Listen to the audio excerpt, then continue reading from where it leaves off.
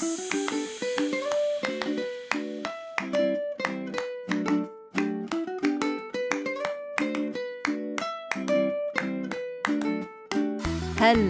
and welcome to Super Great Kids Stories, wise tales from around the world which will make you laugh and sometimes cry. Recommended for ages 5 to 105. I'm Kim and I love stories. Hello Super Great Kids, and how are you? I'm happy because Story Owl has been helping me to keep putting out the stories while I'm away travelling in the country of Georgia. And we've arranged it so that you and your grown-up can now post your picture directly onto our Facebook page yourself. And Story Owl can respond directly on Facebook. Hurrah for friends! Today's story comes from Ireland. It's all about a griffin. I wonder if you know what a griffin is. A griffin is a sort of mythical or story creature which is part eagle and part lion. So, because it's a combination of one of the strongest birds and one of the toughest animals, it's super powerful and super clever. The story comes from Ireland, and our storyteller is Kate Corkery. Ireland is a beautiful island nation just west of Great Britain. It's known for its green fields and is often known as the Emerald Isle because it's so green. Ireland is also known for its storytellers, and we have lots of Super Great Kids story fans who come from Ireland. There are no wild snakes in Ireland, but there are story griffins who can be a bit scary. This story is a teeny bit scary, but of course it has a happy ending. I wonder if you can think about how many different scary stories you know while we have a quick word with the grown-ups. Hello, Super Great Kids, I'm back. I wonder how many scary stories you could think of. Here's just a few I could come up with. There's Water Mama and Finn McCool and the Giant's Causeway and Butterball the Troll and the Whistling Giants, and of course, all the Baba Yaga stories. I expect there's more. I wonder which you think is the scariest of the Super Great Kids stories which you've listened to. And now, it's time for our story. So here's storyteller Kate Corkery. Fado, fado, fado, fado, fado. Once upon a time, a long time ago in Ireland, there was once a rich man who lived in a big house with his lovely wife and their one and only son. For a long time they were very happy. But sadly one day his wife died. And then, not long after, his little boy got very ill. The man was so worried and upset, he called all the doctors in the land. But no one could cure the boy. One day, a travelling man who was passing by heard about this. He pretended to be a doctor, and he called to the house, and he said he could cure the child, if only he had 3 things that were very hard to get. "What are the 3 things that you need to cure my son?" asked the man. "Oh," he said, "I'd need 3 feathers from the griffin's tail. Now, they must be plucked fresh out of the tail, not old ones picked off the ground. There's only one griffin living in these parts, over on the other side of the river, where he guards the gold of the hills and the precious treasures of the land and the green goodness of the forest. He has the body of a lion, the wings and sharp eyes of an eagle, and the face of an angry man with long pointy feathered ears. He roars and squawks around the woods, and he's very wild and savage. But they say he has great knowledge and power. They say there is no sickness that he cannot cure, there is no mystery that he cannot solve, and there is no secret that he does not know. He flies high over the land and sees everything with his eagle eye. He remembers all he sees and knows the answer to every problem. However, he is very bad-tempered. He hates humans anywhere near him, as they are either mocking his appearance or trying to steal something from him. It is dangerous to go anywhere near him. I, for one, am not brave enough to try, but if you can get someone to go there and get those 3 feathers, your son can be healed." The quack doctor got paid for his advice and went on his way. The rich man sent out word that he would give a reward to anyone brave enough to meet the Griffin and pick 3 feathers from his tail. The only one courageous enough to take up the challenge was Jack. Jack was a poor farmer's son who felt he had nothing to lose by trying. He sent word to the big house that he would venture out in search of the feathers and hoped to be back in a few days. Off he went on his travels. He walked and walked all day. As night was falling, he called to a house at the crossroads. The family were just about to have supper. The mother invited him in and welcomed him to stay the night if he wished. Jack was delighted, and as they sat around the fire that evening, he told them the reason for his journey. "Oh, be very careful of that Griffin. They say he's really fierce. You'd better go to his house when he's out, when only his wife is at home. I've heard she's a kind creature who would be more likely to help." "And while you're there," said the mother, "could you find out something for me?" "Of course," said Jack. "What is it?" "As you can see, we have 3 healthy sons, full of life, thank God, but we also have a beautiful daughter upstairs. She no longer speaks to us. She no longer looks at us. She seems to be forever in a trance, as if under a strange spell. She just sits and stares out the window day and night. We don't know how to wake her from her trance. Could you find out if the Griffin could break the spell?" "I'll try," said Jack. As they headed off down the road in the morning, Jack turned to look up at the window where the beautiful girl was solemnly staring out at the sky. He wished he could bring a smile back to her lovely face. By midday he was getting hungry. He called into the yard of a very old farmer who was about to have a feed of potatoes and milk. "Oh, you're welcome to join me, traveller," said the old farmer. "We don't see many visitors around here. Where are you going?"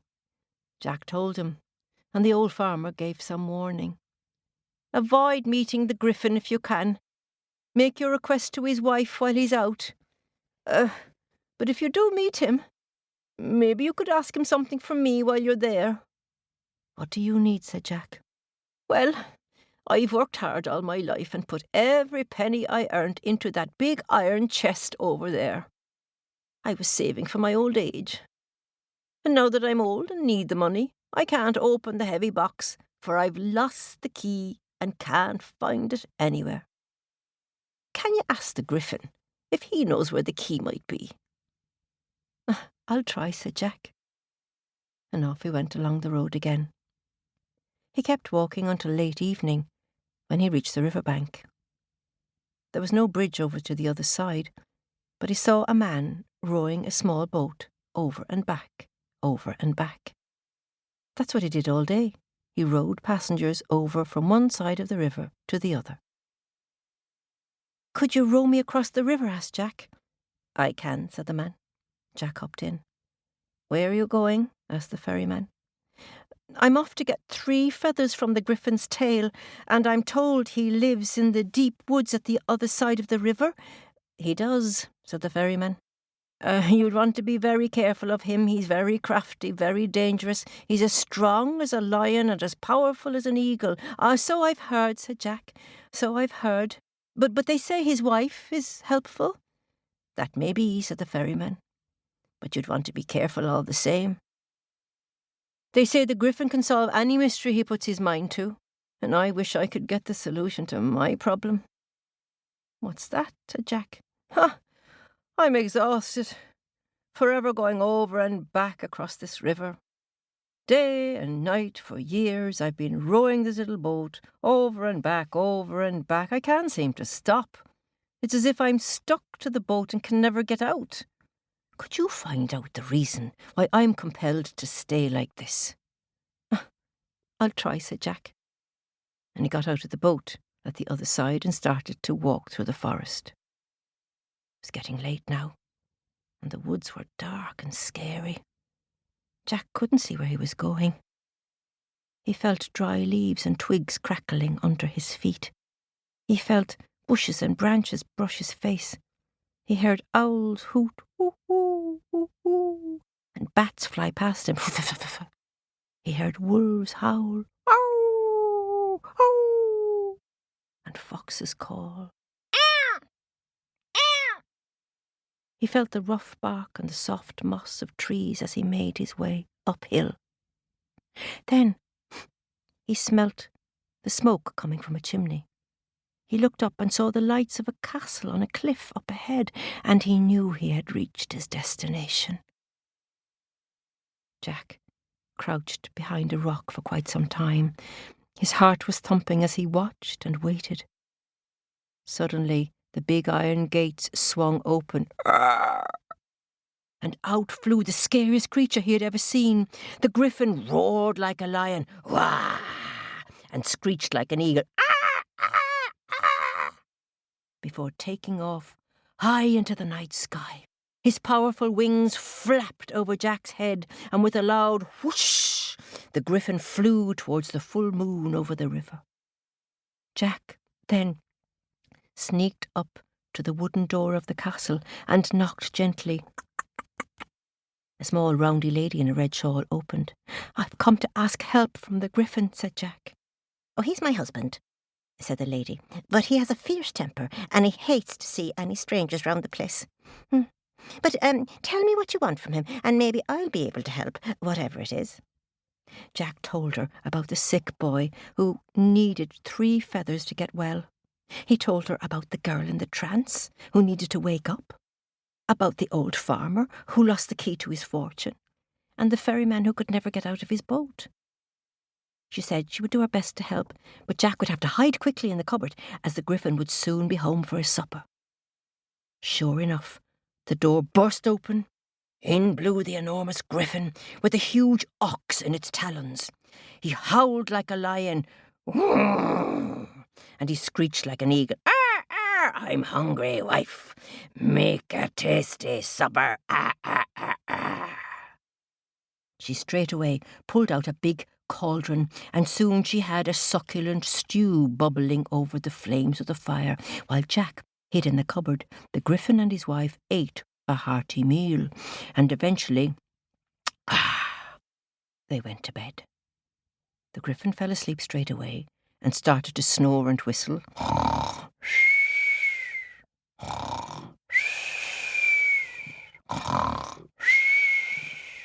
But the wife stayed awake. In the middle of the night, bing! She pulled one of the feathers from his tail. "Ouch! Why did you wake me up?" "Oh, I couldn't sleep.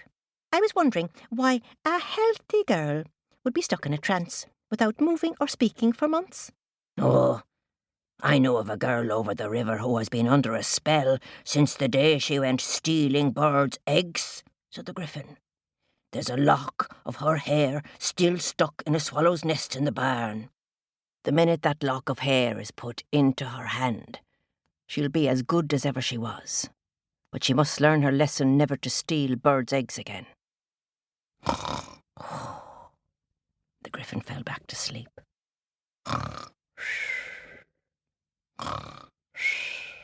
After a while, the wife pulled a second feather. Ping! "Ow!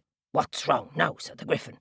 "I was wondering, if you lost a very precious key, the key of a chest with all your money, where would you find it?" "Oh, I know an old farmer who lost a key like that. He's been looking for it everywhere.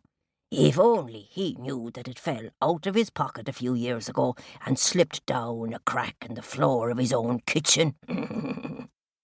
Often the thing you're searching for is right under your feet." The Griffin fell asleep again.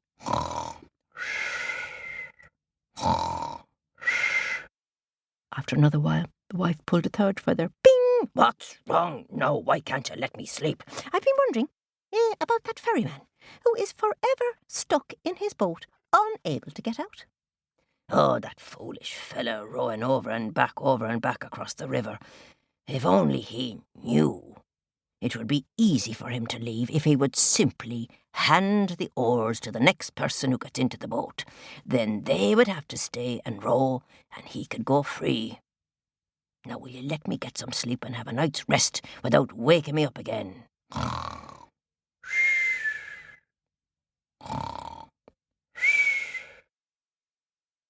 When the Griffin went back to sleep, the wife crept out of bed and opened the cupboard. She let Jack out and gave him the 3 feathers. "Did you hear that?" "Every word," said Jack. "Thanks for your help. Now be on your way before he wakes up in the morning." By daybreak, Jack was back at the riverside. The boatman was there waiting for him. "Did you ask the Griffin about me?" "It's good news," said Jack. "I'll tell you as soon as we get to the other side." The ferryman rowed Jack across the river. Jack got out of the boat and turned and said, "All you have to do is hand the oars to the next person who gets on the boat. Then he or she will have to stay and you can go away." "Would you like to come over again to the other side?" asked the ferryman. "No, thank you," said Jack. And he went on his way. He travelled on till he got to the home of the old farmer. He told him where to find the key, down a crack of his own kitchen.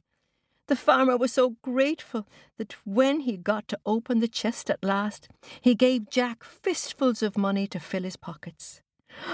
Jack thanked him and continued on his way. When he got to the crossroads, Jack went straight to the swallow's nest in the barn. He found the girl's lock of hair, went straight into the house, placed it in her hand. The beautiful girl woke up out of her trance, smiled at Jack, and danced around the garden as lively as ever she was. The family were delighted and thanked Jack for helping them and said he'd always have a welcome in their home. He looked forward to visiting them again and seeing that smile once more. Finally, Jack arrived to the big house where the rich man's little boy was so ill in bed. A touch from the first feather brought colour back to his cheeks. A touch from the second feather had him sitting up in bed, and a tickle from the third had him laughing and jumping around the room. The 3 feathers made him well again, and the father was so delighted that he offered Jack half of his lands and a fine house to go with them. Thanks to the scary but very wise Griffin, they all lived happily ever after. Sometimes monsters are not evil. They're just misunderstood. Snip, snap, snout. The story is out.